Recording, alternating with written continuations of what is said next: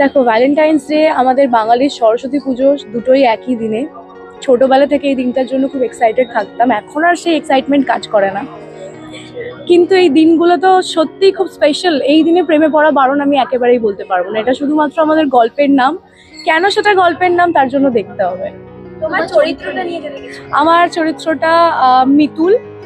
মিতুল খুবই শান্তশিষ্ট, বাবা মার বাধ্য একটি মেয়ে, যে বাবা মা যেটা মনে করে যেটা তোমার জন্য ভালো, মানে মিতুলও সেটা মন থেকে বিশ্বাস করে যে এটা আমার জন্য ভালো। এমন না যে বাবা মা জোর করে চাপিয়ে দিচ্ছে, ওর মনের বিশ্বাসে এটা যে বাবা মা যা বলে সত্যিই ভালোর জন্য বলে। মিতুলের বাবা এইমাত্র বললো যে সে কিনা খুব স্ট্রিক্ট, আসলে দেবচন্দ্রিমার বাবা মা কি খুব স্ট্রিক্ট? বাবাকে আমি পাইনি, আমি খুব ছোটবেলায় আমার বাবা মারা গেছে। আমার মা, হ্যাঁ মা, মানে পরিস্থিতি অনুযায়ী স্ট্রিক্ট, সব সময় না, কিন্তু বলতে পারো যে ওই স্ট্রিক্ট যে হয়েছে আমার সাথে, এটা আমাকে ইন্ডিপেন্ডেন্ট করতে হেল্প করেছে। তো মায়ের এটা যদি খারাপ হয়েও থাকে আমার জন্য খারাপ না, এটা আমাকে খুব হেল্প করেছে। দেবচন্দ্রিমা কি প্রেমে পড়েছে?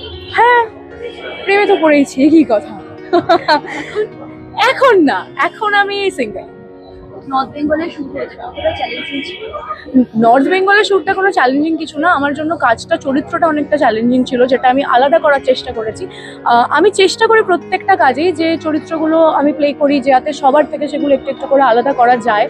তো কাজটার জন্য আমাকে আবার পড়াশোনা করতে হয়েছে, মানে চরিত্রটার জন্য। দেবচন্দ্রিমার মিতুলের মধ্যে কতটা মানে মিল আছে এখন?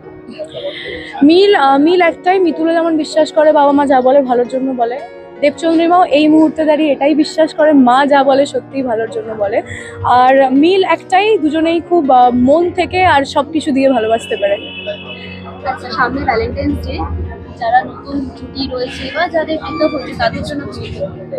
দেখো, যারা ভালো আছে আমি চাই তারা সারা জীবন ভালো থাকুক, আর যাদের ব্রেকআপ হয়ে গেছে কি বলি বলো তো, মানে এটা খুব মন খারাপ করো না, এটাই বলবো, যা হয়েছে ভালোর জন্যই হয়েছে, নিশ্চয়ই ভগবানের অন্য কোনো প্ল্যান আছে। নতুন করে শুরু করবো। নতুন করে শুরু করা যেতেই পারে, কারণ একটাই জীবন, ভালো থাকাটা খুব ইম্পর্টেন্ট।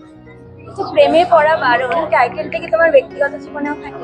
এই মুহূর্তে চলছে প্রেমে পড়া বারো। না, এদিকে মুখটা ঘুরলেই না, এরকম হয়ে গেছে এখন। কেন এরকম কেন? এই অনেক কারণ থাকতে পারে, কিন্তু এই মুহূর্তে জাস্ট কাজে মন দিতে চাইছি। আমি প্রেম করলে খুব ডিস্ট্রাক্টেড হয়ে যাই, মানে বয়ফ্রেন্ড আমার দুনিয়া হয়ে যায়। তারপর আমি যদি মানে একটুও গন্ডগোল হয়, তার যদি মুড সুইং করে আমার মুড সুইং করতে শুরু হয়ে যায়। আমি এরম ভাবে প্রেম করি, তো আমার মনে হচ্ছে এখন একটু কাজ করা উচিত।